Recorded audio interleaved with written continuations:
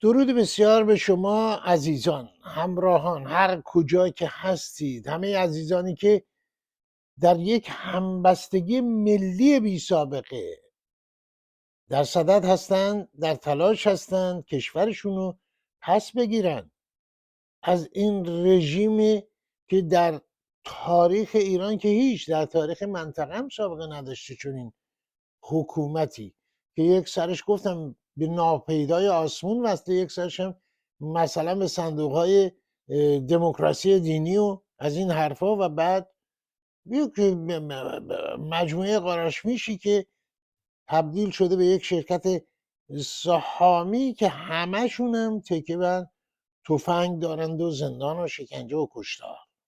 و ایرانی ها رسیدن به جایی که گام به گام از همون روزهای نخست که آغاز کردن تا به امروز گسترده ترین همبستگی ملی که کشورشون از زیر دست و پای آخونده و وابستگانشون و حامیانشون در بیارن.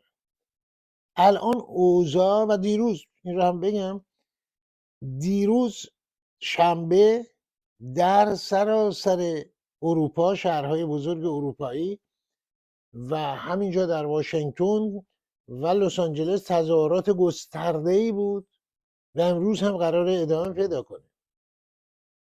این استمرار، این پیگیری که من همیشه تاکید داشتم پیگیری لازم هست.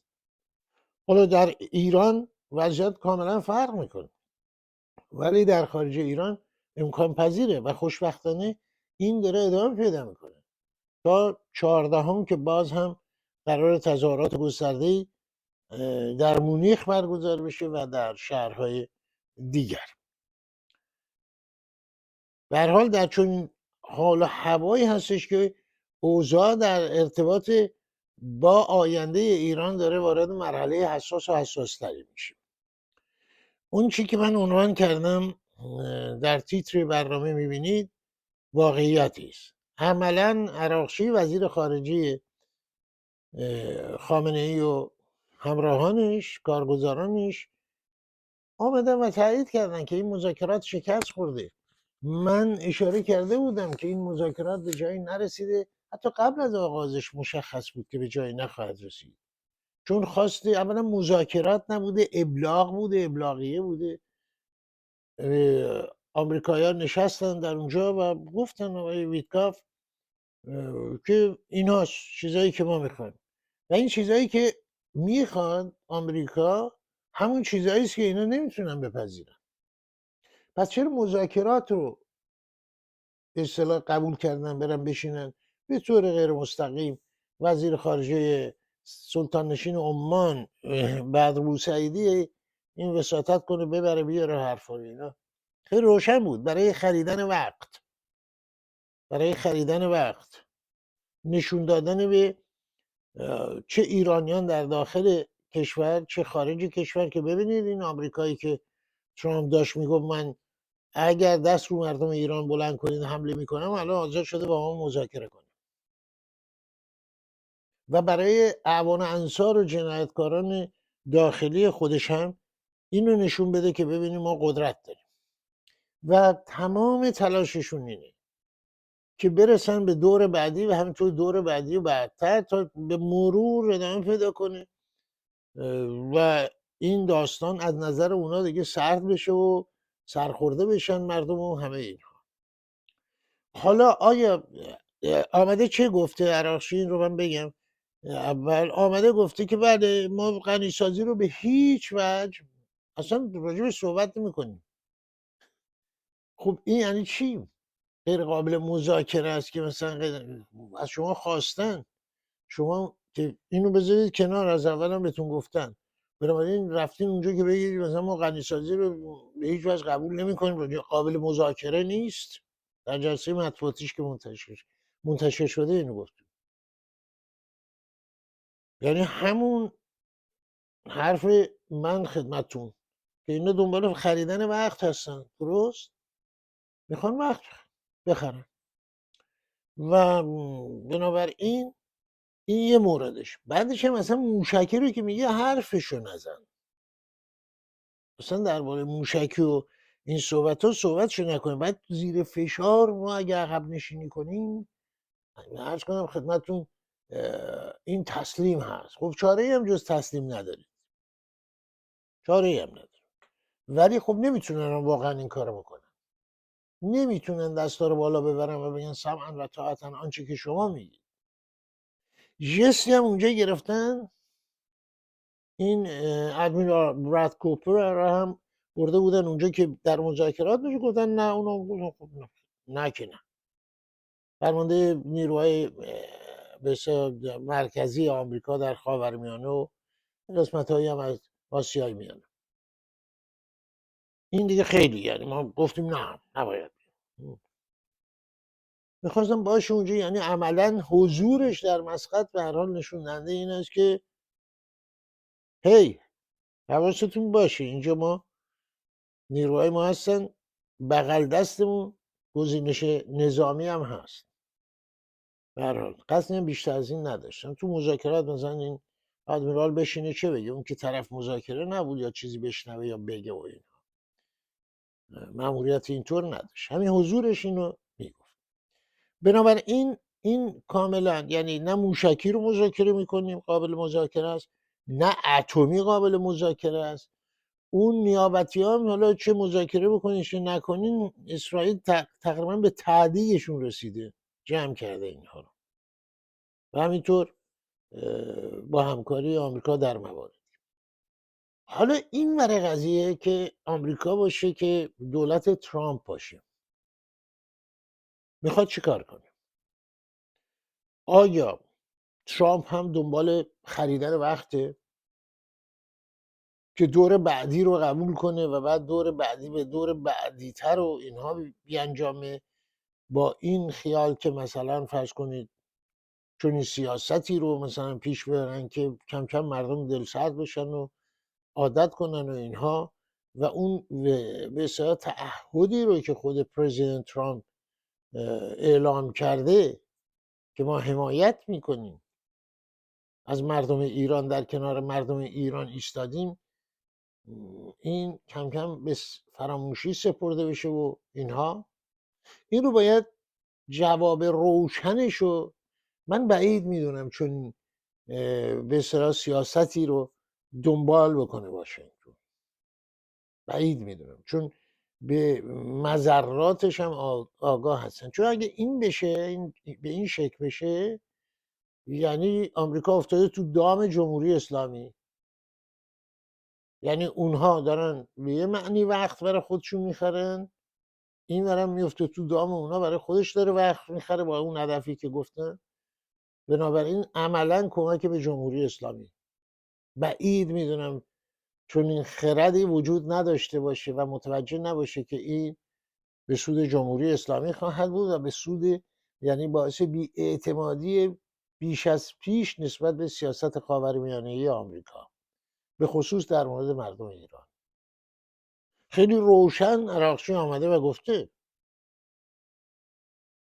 مذاکره در مورد مواردی که شما میخواین، و بعدم گفته که این تحریم های جدیدشون همزمان با مذاکرات بود دیگه، با شرکت هایی که طرف معامله هستن با جمهوری اسلامی. شما هم یه حکم حکومتی دیگه ای رو امضا کرد که اینا رو تحریم کنه.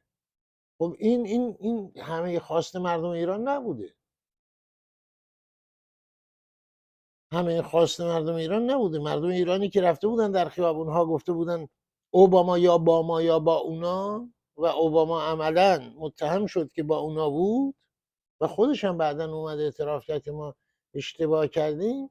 الان خود شما که وقتی که میاید میگید که ما با شما خواهیم بود، بنابراین این که تحریم شرکت ها تا الان جمهوری اسلامی یه جوری از سرش گذشته، گذرونده، فشاران بر مردم اومده. خواستشون همون همراهی تعهد شده است و این خواست رو منتظرن که عملی بشه. الان عملا این مذاکرات به شکست رسیده، به شکست رسیده و منتظر هستن واکنشی نشون داده بشه. الان فقط یک نفر نبود، الان صدها نفر